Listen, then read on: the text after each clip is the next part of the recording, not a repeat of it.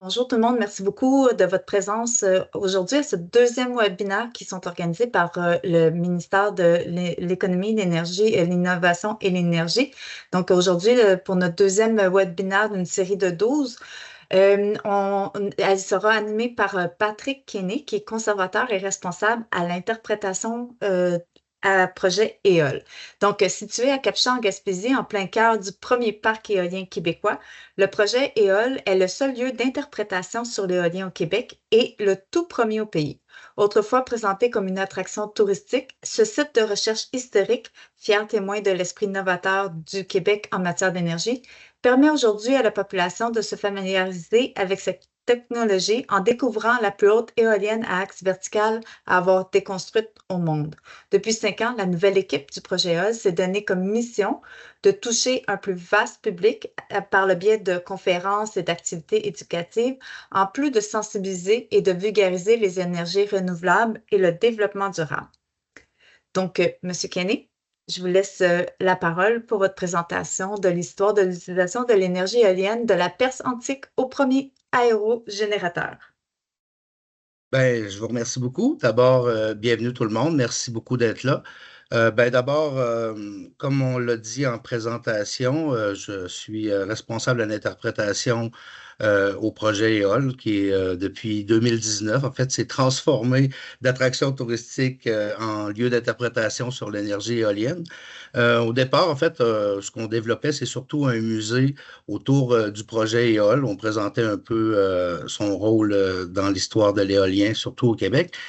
Mais avec les questions des gens, on s'est rendu compte en fait qu'il y avait beaucoup d'intérêt, non seulement pour le fonctionnement même des machines, mais beaucoup de, comment je dirais ça, d'interrogations, en fait, au propos de l'éolien, son développement et tout ça. Et en fait, on s'est retrouvé à répondre beaucoup plus à des questions plus contemporaines qu'historiques. Et comme on avait fait, en fait, cette belle préparation-là, en fait, pour raconter l'histoire de l'énergie éolienne depuis ses utilisations dans l'Antiquité, ben, on s'est retrouvé à la présenter, en fait, sous forme de conférence, puisqu'on peut pas vraiment présenter ce contenu-là sur le site par manque, en fait, de temps, souvent avec les gens. Alors, je vous apprendrai rien, en fait, en disant, en fait, que l'énergie éolienne, c'est depuis très, très longtemps qu'on l'utilise. Avant même, je vous dirais, j'ai posé cette question-là à un groupe à un moment donné, quelqu'un m'a répondu, la plus vieille utilisation de l'énergie éolienne, en fait, c'est la corde à pêche. Mais en réalité, il faut remonter à la fin de la préhistoire pour où on va voir en fait arriver la navigation à voile. D'abord, avant d'aller plus loin, je vais spécifier en fait un petit concept parce que dès le départ, dès les origines en fait de l'éolien, on va retrouver en fait deux grandes formes d'éoliennes. On va parler de moulins à vent aussi pendant longtemps. Le terme éolienne, on va le voir, va arriver plus tard. Comme on peut voir, en fait, on va distinguer deux grandes familles en fait d'éoliennes qui sont à axe horizontal et à axe vertical, c'est-à-dire l'axe en fait autour duquel tourne le point. En fait, ici, c'est le rotor. Alors, on va voir, comme par exemple avec les moulins à vent ou les éoliennes modernes, qu'on est à axe horizontal, mais on a aussi des appareils qui vont tourner en fait verticalement, comme une toupie, si on veut, sur un axe vertical. Alors, en partant, je voulais le spécifier parce que dès le début, ces concepts-là vont être abordés. D'abord, si on fait un petit voyage dans le temps, euh, comme ici au Québec, en réalité, tout notre développement industriel s'est basé sur la force de l'eau. C'est peut-être pour ça qu'on va voir en fait arriver le vent un peu plus tard dans notre histoire. Cette abondance en fait d'eau, ces beaux courants de cours d'eau, ces grands territoires vont permettre de développer en fait toute une industrie autour. Alors, tout le transport du bois, par exemple, sa transformation va être basée souvent à partir de moulins à aube qui utilisaient en fait la force des rivières pour faire tourner les machines. Ici, ce sont des photos de moulins européens. J'en ai pas trouvé des belles de moulins québécois, mais il y en avait en fait plusieurs ici même en Gaspésie.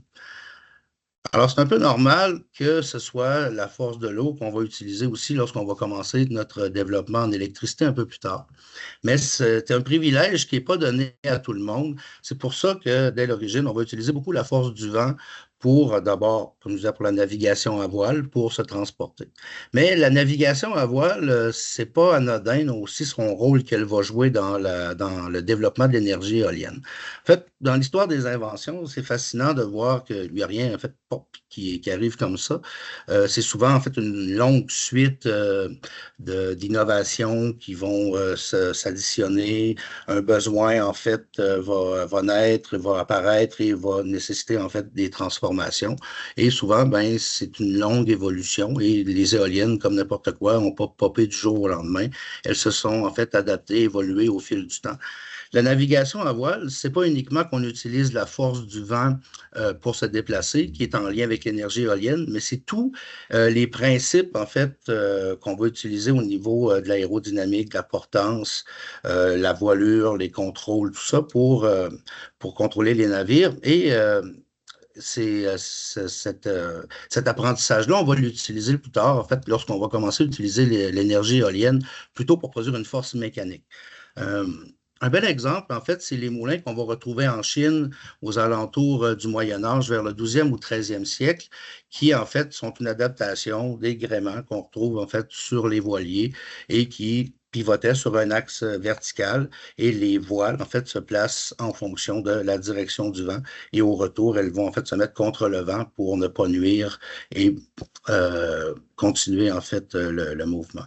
Vous voyez bien que la photo date pas du 13e siècle.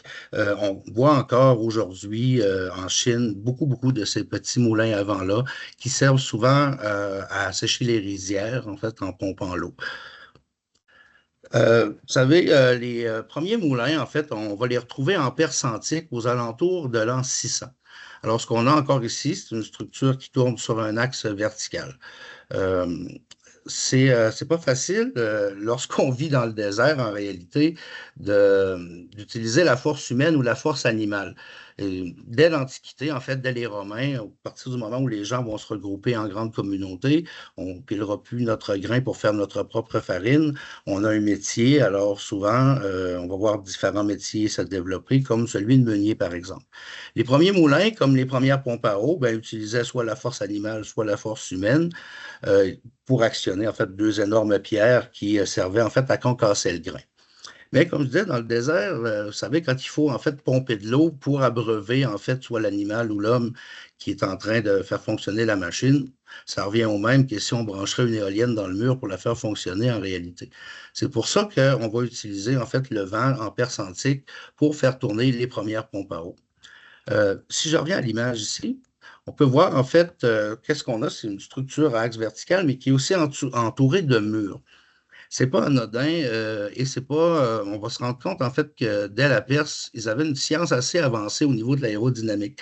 Si on regarde le dessus, en fait, à droite du schéma, ce qu'on voit, c'est que d'abord, il y a un côté des pales dont le vent est bloqué en fait par une porte et cette porte elle a un angle, ce qui va faire que cette partie-là en fait fait face au vent. Le vent va ralentir et en fait, sa pression va augmenter à l'entrée du moulin. À la sortie du moulin, la sortie est complètement dégagée. Alors, l'air va pouvoir sortir librement.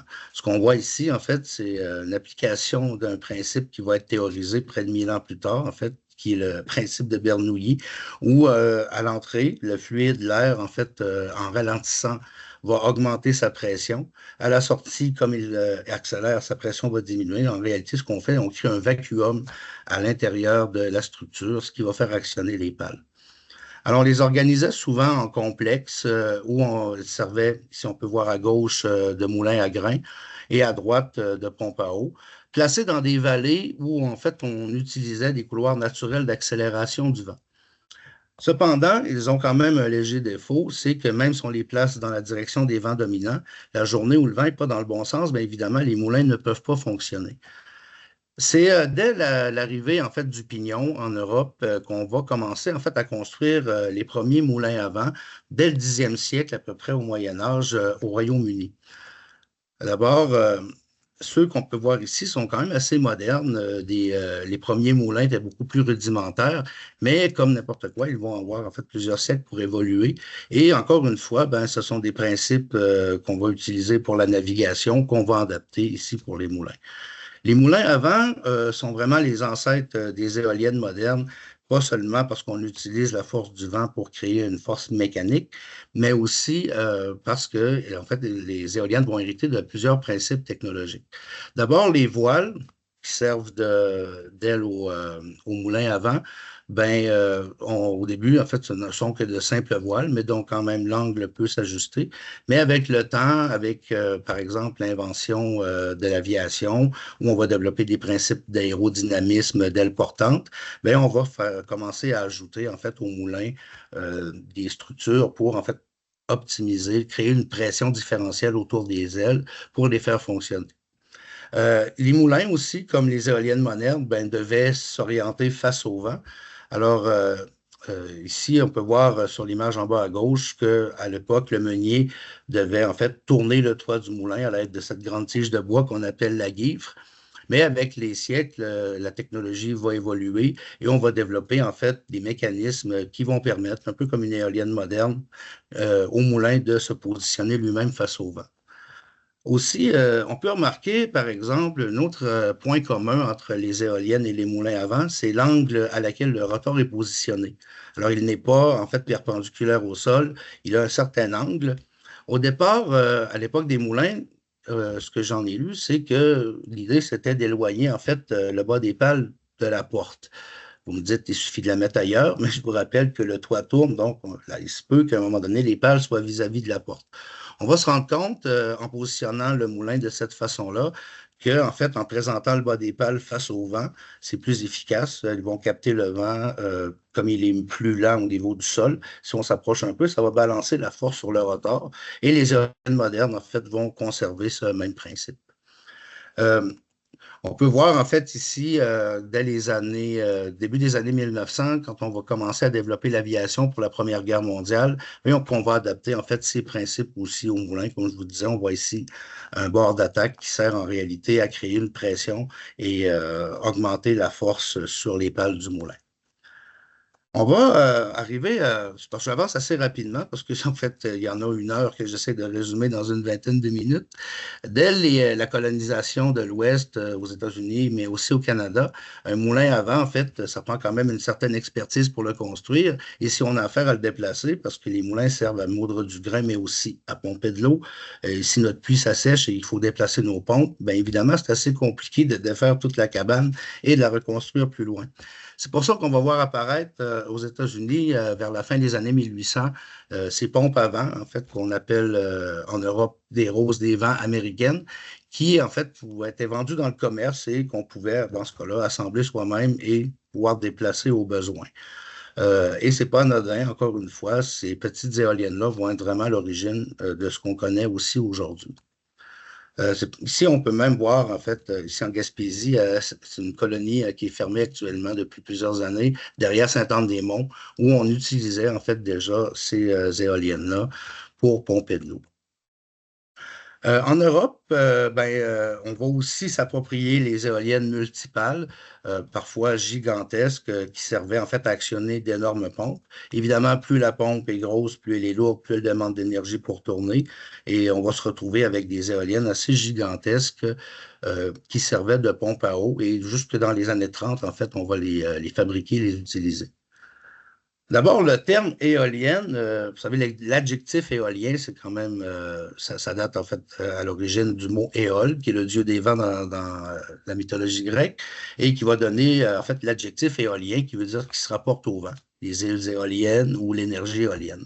Mais le nom commun éolienne, en fait, on le doit à ce monsieur qui est un Français ingénieur qui va développer cette pompe à vent dans les années 30 et qui va en fait la commercialiser, en vendre plus de 300, dont 70 à 80 sont encore existantes aujourd'hui. Je ne dirais pas en fonction, mais encore sur place, souvent pour des raisons historiques. Et c'est dans les années 20, en fait, où il va développer son éolienne bolée, que le nom, en fait, éolienne va finir par devenir un mot commun et être intégré les dictionnaires vers les années 20 à peu près. C'est dans les années 1880 qu'on voit apparaître aussi les premiers générateurs électriques et on va commencer à électrifier les villes. ce bout-ci aussi, on va le passer assez rapidement. Alors, pour faire tourner ces machines-là, évidemment, on a besoin d'énergie. Alors, on va utiliser beaucoup des machines à vapeur qui brûlent du charbon, par exemple, mais aussi avec le moteur à combustion qui va faire son apparition, ben aussi des gros moteurs à diesel pour faire tourner ces génératrices. Alors, pour sauver du pétrole, alors, on va voir en fait apparaître en Europe au début, un peu aux États-Unis aussi, dès l'apparition des premières dynamos qu'on peut acheter dans le commerce, ben, les gens vont utiliser en fait ce qu'ils avaient à portée de la main pour les faire tourner. Alors, souvent, moulin à vent, par exemple. Et la paternité de l'éolienne moderne avait les disputée en réalité entre trois pays, où on va voir en fait, un peu comme souvent dans l'histoire des inventions, suite à un besoin, suite à l'évolution des technologies un peu partout, ben, en fait, souvent des inventions arrivées en parallèle et c'est une datation de brevet, en fait, qui finit par accorder la paternité d'une telle invention à un tel inventeur, mais souvent, on est plusieurs à avoir eu l'idée en même temps.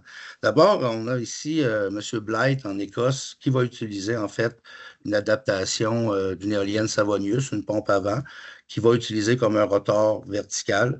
Et dans les années, en fait, 1887, on va voir apparaître son éolienne. Mais on voit aussi aux États-Unis, en fait, le premier à déposer un brevet va être l'Américain Charles Brush. Donc, officiellement, l'inventeur de l'éolienne électrique, c'est cet Américain, M. Brush, qui est un personnage assez intéressant. Vous savez, compétiteur de Edison au départ, il va s'affilier à ce dernier pour fonder la General Electric. Donc, s'il y a des gens de GE qui sont avec nous, ben, vous pourrez en fait vous vanter que le père fondateur de l'énergie éolienne américaine, en fait, est aussi cofondateur de General Electric. Euh, le père de l'éolien, selon les Européens, ce serait plutôt en fait Paul Lacour, qui est un météorologue danois, qui dès la fin des années 1880 va aussi en fait s'intéresser à l'éolien. Il va en fait mettre en place avec l'école technique près de chez lui à Ascov des stages en fait dans lesquels ils vont commencer à développer, à utiliser le vent. Ça va être un des premiers aussi à se rendre compte que des rotors à moins de pales sont plus efficaces, essayer d'avoir une rotation plus rapide que les grosses éoliennes multipales qu'on utilisait, par exemple dans le cas de Charles Broch. Paul Lacour, c'est un vrai pionnier, son histoire mériterait d'être racontée lui aussi, va en fait amener plein d'innovations, va travailler en fait sur différentes sortes de pales, va développer des souffleries et en fait va faire des petits avec ses stages. La plupart des ingénieurs qui vont y travailler vont en fait être à l'origine de plusieurs des innovations. Avec la Première Guerre qui arrive, l'électricité, en fait, qu'on commence à installer un peu partout dans les villes dans le monde, commence à être dispendieuse à produire. Le charbon et le pétrole étant monopolisés par l'effort de guerre, évidemment, ça freine un peu l'électrification, en fait, des villes et ça la rend dispendieuse. Le Danemark, en fait, va être un des premiers à en fait, maximiser le pouvoir de l'éolien pour continuer, en fait, à apporter de l'énergie dans ces villages. Et en fait, on va se retrouver dès la fin de la Première Guerre mondiale avec près du tiers de l'énergie au Danemark qui est fournie par des éoliennes. Rapidement, on va voir en fait quelques éoliennes qui ont contribué en fait au développement de ce qu'on connaît aujourd'hui. Ça serait trop long de faire le tour, mais certaines se démarquent, comme par exemple celle-ci, l'Agrico, qui va faire son apparition en 1919 et qui est une éolienne, en fait, la première fois qui est branchée sur un réseau en courant alternatif. Beaucoup de villages, en fait, étaient alimentés par des réseaux en courant continu. C'était des batteries qu'on chargeait, en fait, et c'est ce qui facilitait un peu l'arrivée des éoliennes à ce moment-là. C'est qu'on mettait des éoliennes qui produisaient tout simplement du courant continu et qui contribuaient à charger les batteries tant que le vent était présent. Et ces économies de fioul et de charbon bien, ont permis au Danemark de pouvoir continuer à électrifier ses villages. On voit arriver en France aussi M. Darius qui va développer, lui, un concept à axe vertical qui va en fait installer un peu en France, mais va en installer aussi quelques-unes aux États-Unis. Et on va voir en fait revenir ce concept-là un petit peu plus tard. On voit, par exemple, l'ingénieur allemand Bilot, qui, lui, vers les années fin 1920, début 30, va être un des premiers, en fait, à installer les équipements de production au sommet de l'éolienne, alors directement dans la nacelle, ce qui est une énorme innovation, ce qui en fait un visionnaire, parce que la plupart du temps, comme on peut voir, par exemple, même avec celle-ci, qui est si je ne me trompe pas, la Norwind, en fait, où on avait un arbre de transmission, comme avec les pompes à vent, qui descendait jusqu'au sol, avec lequel on actionnait le générateur. Cependant, cet arbre de transmission-là nous limite dans la hauteur à laquelle il faut aller et le poids, en fait, de cette énorme tige d'acier qu'il faut bouger, déjà, demande beaucoup d'énergie. Et en fait, c'est M. Bilot qui va se rendre compte qu'on peut, en fait, éliminer cette contrainte en installant tout simplement l'équipement de production au sommet de la tour. Va développer aussi pendant plusieurs années des éoliennes avec différents projets, par exemple d'énormes tours d'acier. Deux entreprises vont fusionner qui faisaient en fait des structures de béton, mais aussi des ailes d'avion. Alors on commence à avoir aussi des ailes profilées plutôt que des pales comme des moulins à vent. Ça, on doit ça aussi à M. Bilot. Et jusque dans les années 1940-1950, ben, en fait, ces appareils-là vont évoluer. On va en installer un peu partout. Différents programmes de recherche vont permettre de les développer. On va remonter, en fait, à la mère de toutes les éoliennes modernes, qui est l'éolienne de Jetser, qui, dans les années 50, est une véritable innovation. On parle de pales ajustables, d'arrêt au frein, d'appareils entièrement automatisés, tellement efficace, en fait, qu'il va être même, dans les années 70, remis en fonction par la NASA, qui va vouloir, en fait, au Danemark, en étudier ses performances pour ses propres études. On voit ici qu'on va utiliser des arbres de transmission quand même assez longtemps. Cette dernière machine qu'on va voir en fait pour le Danemark pouvait même être utilisée soit pour pompe à vent, pompe à eau, pardon, ou actionner des générateurs électriques. Alors, en France, on va voir dans les années 50-60 aussi commencer à s'intéresser à ces énergies. Et EDF va mener pendant quelques années un programme assez intéressant. Ils vont en fait installer déjà sur les réseaux électriques des éoliennes et ils vont commencer à développer des machines quand même assez puissantes, très performantes. Ils vont en installer à peu près 4 au total, dont la dernière en fait du programme dans les fin des années milieu des années 60, qui est l'éolienne de Nogent-le-Roi, qui était une machine extrêmement puissante de 800 kilowatts pour l'époque. Par contre, on est en fait en développement de technologie. Les appareils brisent souvent, comme c'est le cas jusqu'à présent. C'est toujours des prototypes. On est soumis à d'énormes contraintes de vent, de vibration et tout ça.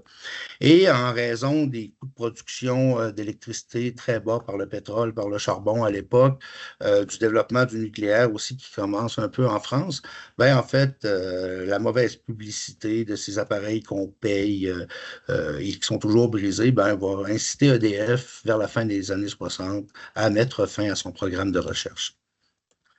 C'est un peu ici, à la même époque, en fait, à la fin des recherches en France, que nous, ici au Canada, on commence à s'y intéresser. C'est au CNRC, au Conseil national de recherche Canada, à Ottawa, qui vont être les premiers au pays à s'intéresser à l'idée de faire de l'électricité avec le vent. Et ils vont en fait développer, utiliser le concept en fait de Darius qui semble plus approprié selon notre climat, selon en fait la simplicité de l'appareil qui n'a pas besoin beaucoup plus stable, plus facile à contrôler dans le vent. Son alternateur est au sol, donc ça offrait beaucoup d'avantages à une certaine époque. Et ils vont développer leur concept une bonne dizaine d'années, mettant en place des différents bancs d'essai. Par exemple, ici en Alberta, une énorme ferme éolienne dans lequel ils vont expérimenter, en fait, un peu partout au pays, dans différents projets avec centres de recherche, universités, par exemple, à l'île du Prince-Édouard, en Alberta, en Colombie-Britannique, là, aussi. C'est dans les années 70 qu'ici au Québec, on va commencer à s'intéresser en fait à l'éolien. C'est la crise du pétrole des années 70 qui amène en fait Hydro-Québec à s'intéresser à cette forme d'énergie qui allait jusque-là en raison des très, très bas coûts de la production hydroélectrique ici, ben, semblait très, très peu intéressant. Cependant, on a quand même certaines régions au Québec qui ne peuvent pas être branchées sur le gros réseau. C'est encore le cas aujourd'hui, ça l'était à l'époque. Si on prend les îles de la Madeleine, par exemple, où l'électricité est produite au diesel, mazout. Alors là, avec la crise du pétrole qui survient au Moyen-Orient dans les années 70, ça se met à coûter très cher, en fait, à Hydro-Québec pour assumer la différence de prix dans les endroits où l'électricité, en fait, n'est pas reliée au réseau hydroélectrique. Alors, dès 1975, l'Institut de recherche en électricité du Québec, l'IREC, ben, va être mandaté pour commencer à étudier l'idée de faire de l'électricité avec le vent. Alors, ils vont se joindre, en fait, aux recherches du CNRC. Ils vont expérimenter avec des éoliennes, de petites éoliennes à axe horizontal, mais le CNRC va leur faire parvenir aussi une éolienne Darius d'une quinzaine de mètres, avec laquelle ils vont commencer à expérimenter à Varennes. Alors, on va mettre en place un premier projet commun entre le CNRC et l'IREC dès 77, en fait 75 sur papier. Le projet va se réaliser de 77 à 82 et c'est l'éolienne des îles de la Madeleine.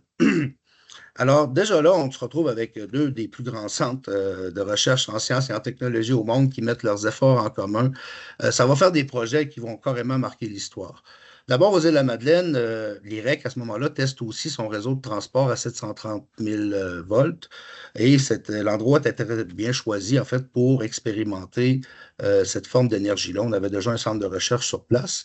Et l'éolienne des Îles-de-la-Madeleine, à ce moment-là, bat un paquet de records technologiques. C'est l'éolienne la plus puissante au monde. Première fois que c'est branché sur un réseau public à des pareilles puissances. Et le projet, en fait, va connaître des hauts et des bas, mais va quand même, en fait, permettre à l'IREC et au CNRC de développer beaucoup cette technologie-là. Cependant, le mariage éolien-diesel, pas aussi simple qu'on aurait cru, surtout à cette époque, ce qui va inciter, en fait, en 82, à mettre fin au projet et passer à l'étape suivante, c'est-à-dire le projet éole. On est à ce moment-là dans une volonté affirmée de se démarquer. Le projet éole, comme l'éolienne des îles avant lui, en fait, va être un jalon extrêmement important dans le développement de l'éolien au niveau mondial. Il n'y a pas un livre d'histoire sur l'éolien, un document de référence que j'ai consulté dans les 5 dernières années. Et peu importe le pays d'où ça vient, qui n'en parle pas. Le projet éole va être en fait l'aérogénérateur le plus puissant au monde, la plus haute éolienne tout court construite à ce moment-là. Va demeurer encore aujourd'hui l'éolienne à axe vertical la plus haute à avoir été érigée, encore aujourd'hui. Euh, c'est un projet, en fait, extrêmement fascinant qui va, en réalité, que je disais, marquer l'histoire, mais pas juste au niveau de l'éolien, mais c'est un projet d'ingénierie qui met en commun, en fait, plusieurs départements du CNRC et de l'IREC où on teste plusieurs concepts de génie civil, de génie mécanique, de génie électrique. Première centrale électrique entièrement automatisée, gérée par un automate programmable euh, qu'on est en train aussi de développer au niveau industriel. Ces technologies-là, on veut les emmener dans les usines. Alors, le projet sert à développer plusieurs technologies. On voit aussi à ce moment-là qu'on expérimente quand même autour des éoliennes à axe horizontal. À Coudjouac, à la même époque que le projet éole, on avait ce jumelage en fait éolien-diesel avec une éolienne à 3 pales qui est à peine à 65 kilowatts. Alors, on peut voir en fait pourquoi l'intérêt des éoliennes à axe vertical pendant une certaine période permettait en fait d'actionner des générateurs beaucoup, beaucoup plus puissants. Alors, le projet EOL, en fait, va prendre fin en 93. C'est un projet qui, en fait, va arriver en fait à la fin de l'âge d'or sur, excusez-moi le PowerPoint là, qui a bougé tout seul. Et va connaître en fait des coupures de budget en plein cours de sa réalisation. Hydro-Québec, qui avait en fait misé beaucoup sur ce projet-là pour l'apprentissage en fait de l'arrivée de l'éolien sur son réseau, va trouver quand même une façon de terminer le projet. On va couper en fait son calendrier, rapetisser ça sur 5 ans et va confier en fait la propriété du projet à son constructeur qui était Lavalin à l'époque. Alors, on va quand même amener le projet à terme malgré toutes ces contraintes en fait, le projet va permettre de mettre en place plusieurs façons, en fait, comment on fait pour intégrer une énergie variable sur notre réseau hydroélectrique, comment on fait, on adapte ces énergies-là, en fait, qui ne sont pas là tous les jours. Aujourd'hui, ils vantent, on n'en aura pas. Demain, il va peut-être vanter, on n'aura pas besoin. Alors, comment on balance tout ça? Ça semble anodin, mais le projet EOL va avoir permis, en fait, de développer beaucoup de technologies, mais aussi de faire énormément d'apprentissage sur l'intégration de l'éolien dans les réseaux électriques. Alors, à la fin du projet, 5 ans plus tard, en fait, l'éolienne fonctionne encore. Alors, Hydro-Québec n'est pas intéressé, en fait, à démolir. Ils vont proposer à Lavalin de continuer à opérer le projet. La centrale n'est pas très rentable. Lavalin, en fait, va préférer plutôt aller passer à une autre étape. Et on va céder, en fait, l'éolienne à deux particuliers qui, à ce moment-là, s'occupaient de faire les visites guidées. Alors, une surutilisation d'un appareil qui était déjà un peu usé va finir par provoquer la fin du projet en brisant son roulement principal, qui avait déjà quand même été un peu surutilisé, mais aussi très malmené dans les derniers mois de son utilisation pendant la courte période où il va avoir été utilisé à titre commercial. Alors, pendant cette période-là, en fait, pourquoi qu'on va finir par arrêter le développement des éoliennes verticales? Ben, du côté européen, le Danemark, ça avance beaucoup. En fait, on va commencer à confier le développement de l'éolien au secteur privé, mettre en compétition toutes ces petites entreprises qui existent depuis près d'un siècle, en guerre les unes contre les autres, en faisant des appels d'offres. Alors, en les stimulant aussi, en subventionnant le développement de ces industries. Ce qui va faire que dans une dizaine d'années à peine, les petites machines du Danemark qui produisaient quelques dizaines de kilowatts vont en fait multiplier par 10 leur puissance. Toutes les technologies autour vont évoluer rapidement. L'informatique se développe aussi, on va en bénéficier. Et ce qui va faire que la petite filière éolienne danoise ben, va atteindre en fait un seuil international. Ils vont se mettre en vente un peu partout. Et ben, on va comprendre en réalité que c'est beaucoup plus simple si on veut développer cette industrie-là ici aussi, de tout simplement y aller avec une industrie qui est déjà en place, où il y a déjà une expertise, où il y a déjà un réseau de distribution, où il y a déjà en fait toute la filière qui vient avec, plutôt que de partir ça de zéro avec en fait un prototype qui était encore à ce moment-là en cours de développement. Alors, qui va faire les pièces dont on ne sait même pas en réalité quelles vont être ces pièces.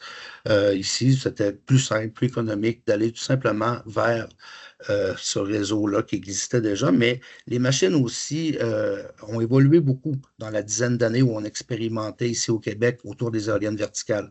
Leur surface portante est beaucoup plus grande, peuvent capter beaucoup plus de vent de façon beaucoup plus efficace.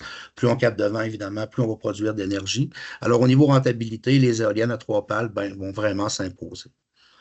On va voir arriver ici au Canada, en fait, le premier parc éolien en Alberta, à Coley Ridge, qui, en fait, a fonctionné de 93 à 2016. Ce parc, avec des éoliennes d'une trentaine de mètres, 360 et quelques kilos, va permettre en réalité en fait, de mettre en place les premières filières de production ici au pays. Au départ, évidemment, les appareils sont importés du Danemark. On ne fabrique pas encore les structures, à l'exception des tours d'acier qui les supportent. Alors, le projet en Alberta va quand même faire ses preuves jusque dans les années 90, ici au Québec, où, encore là, une fois, beaucoup d'hydroélectricité avaient très, très peu incité les gouvernements à s'impliquer dans la filière éolienne. Mais dans les années 90, on va voir, en fait, plusieurs problèmes au niveau des niveaux d'eau des barrages, en fait, suite à un manque de pluie, suite à peut-être une trop grande utilisation. La demande augmente d'année après année et on va commencer à le sentir, ce qui va inciter, en fait, un peu Hydro à revenir à l'éolien. Alors, l'éolien, même s'il est variable, il est prévisible. Alors, il va permettre, pendant la première année, quand on va commencer à développer, en fait, l'éolien en Gaspésie, je n'irai pas dans le webinaire de M. Scatland, mais ce petit apport-là va permettre de donner une pause au bassin hydroélectrique, permettre des opérations de maintenance pour rendre les turbines hydroélectriques plus économiques en eau. Alors, un peu comme on considère souvent nos gros barrages à réservoir comme des batteries. Alors, en réalité, les éoliennes ont un peu servi de chargeur, si on veut. Cette petite pause-là, en fait, qu'on peut leur donner en emmenant l'éolien sur le réseau, ben, a permis au bassin de garder des bons niveaux pour en fait ramener à des surplus de production avec l'installation des éoliennes. Alors, je vois que mon temps file et que je l'ai déjà un peu dépassé. J'ai couvert un peu rapidement. Je ne suis pas habitué à le faire de façon aussi sprint. J'espère en fait ne pas avoir été trop vite. Il y a beaucoup d'informations dont j'aurais aimé parler, mais que j'ai dû en fait passer par manque de temps. Juste le développement au Danemark, par exemple, pourrait mériter une heure de conférence. Juste ici aussi, les recherches qu'on a fait autour des éoliennes à axe vertical dans les années 70 et 80, où pendant une grande, grande période, en fait, on était leader en hydroélectricité, mais aussi en éolien, où les projets, en fait, qu'on a menés ici au Québec vont laisser une trace indélébile dans l'histoire de l'énergie éolienne au niveau mondial. On a été précurseurs pendant plusieurs années et d'ailleurs, on l'est encore aujourd'hui. Alors, je vous remercie. Je vais m'arrêter là-dessus. Et je sais qu'on a peut-être une période de questions, alors je vais laisser nos modératrices prendre le relais. Je vous remercie beaucoup tout le monde d'avoir été ici aujourd'hui. Excusez-moi pour la version un peu télégraphique de la présentation. Lorsque vous la verrez passer, la conférence près de chez vous, ben, prenez le temps de venir nous voir. Vous allez voir, c'est beaucoup plus complet. Alors, je vous remercie, puis je vous souhaite une belle après-midi à tous.